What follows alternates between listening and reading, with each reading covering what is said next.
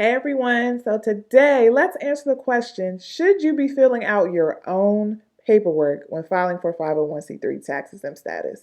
Let's get into that one.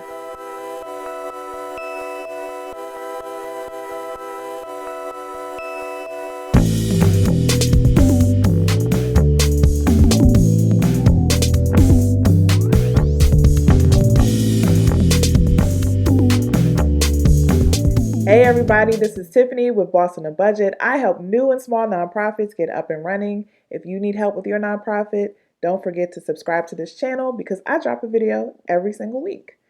So, this question here, should you be filling out your own paperwork? And so I'm going to give you three things to consider. And here's a little spoiler alert. I'm actually not going to answer the question because this is a question you have to answer for yourself. This is a decision you need to make for yourself, and I cannot make it for you, but I can give you some things to consider as you're trying to make that decision. So the first thing to remember, and I'm sorry if you already know this, but I feel like there are certain things I have to repeat all the time. One thing you have to remember when you're doing any kind of paperwork for a nonprofit is that there's a two-step process if you want to be tax exempt, if you want to be a 501c3 organization. There's a process that starts at the state first. So you have to establish your organization. You have to establish yourself as a business entity, and you do that at the state level. So that means you go to the state website, usually the Secretary of State website, you figure out what it costs to start a business, specifically a nonprofit business, and you fill out that paperwork, pay the fee, and you establish the organization first.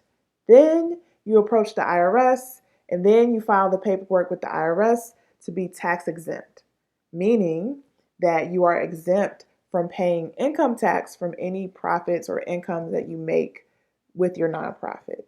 So when you apply at the state, just know that every state is different, every form is different, and every fee is different. There are some states where it costs $0 to start a nonprofit. In some states, it's over $100. So it's to your advantage to do that research first, figure out what it takes at your state level before you then approach the IRS to be tax exempt.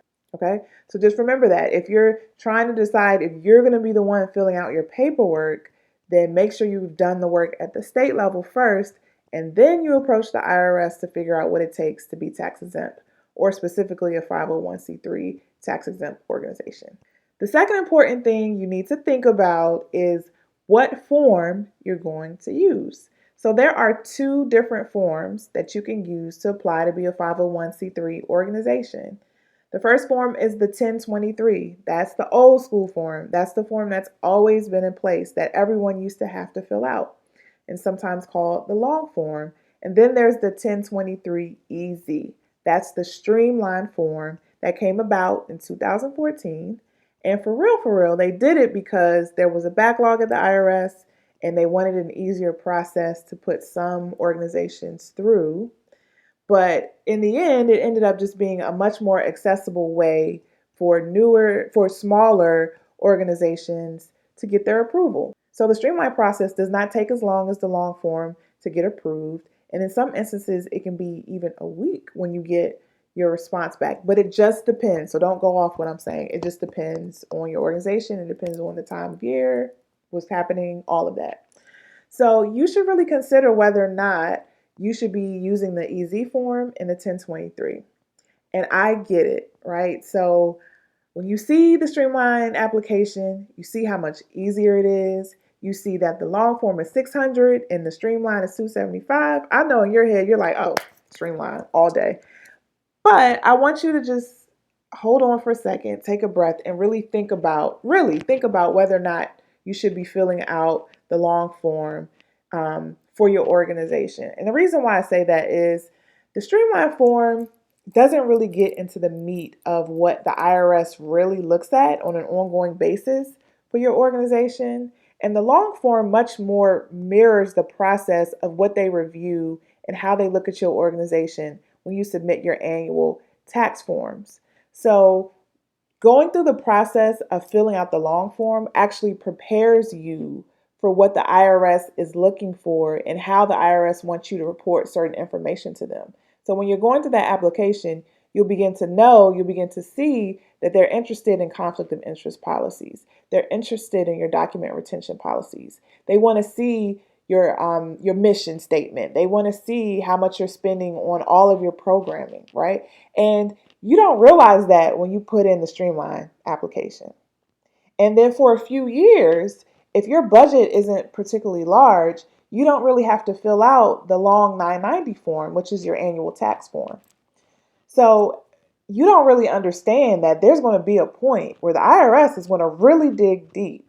So it's really to your advantage to, at least if nothing else, look through the long form. And even if you've decided to fill out the Streamline, the easy form, to at least fill out the long form so you can prepare yourself and prepare your organization for what the IRS wants to see from you.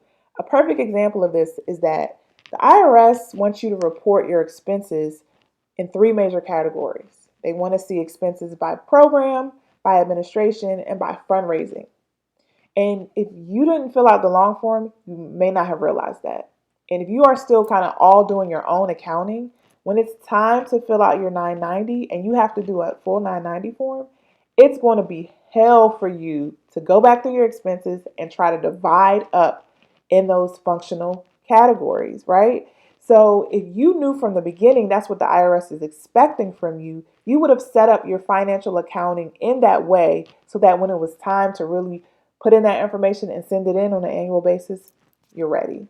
So that's just one example of how you really should prepare yourself by at least looking through the long form so you can see the format and the type of information and the level of information the IRS wants to see from you so that you're fully prepared. And the last thing I want to bring up is you should really think about having a professional look over your work. So, look, I'm a do-it-yourselfer. I thrive in doing stuff myself. If I figure out I can do something on my own, I do it. So I figured out how to shoot videos. I figured out how to do lighting. I figured out how to do my website. So when I can help it, especially because I'm super cheap, if I can help it, I'll do it myself. But there is just some stuff you can't just leave to chance or you can't just DIY. And there are some things where there are professionals for a reason. And so even if you want to be that DIYer, you want to do it yourself and fill out your own paperwork, I really recommend that you have a professional at least look over your work. So if you're not going to pay them to do it, at least pay something for them to review it or a trusted professional to look at what you've done to make sure you haven't made mistakes. And it's really easy, whether you realize it or not, to make mistakes, even on the streamlined application, if you don't know what you're looking for. And the thing about being a DIYer, you don't know what you don't know. So you may not realize that you're making a huge mistake on your paperwork until it's too late. So I dropped a video a couple weeks ago about the biggest mistake I see people making on the 1023 form. And there's a huge mistake you can make in how you designate your organization. And if you don't know what you're looking for, it could completely derail your organization. For some people, they had to just give up and just start all over again. So it's really worth it for you to find someone who can look over your work, check and make sure you filled out everything correctly, and make sure you have not made any mistakes. So I hope this video was helpful. If you need more tips or resources on starting your nonprofit, visit me at www.bossonabudget.com, and I will see you in the next video.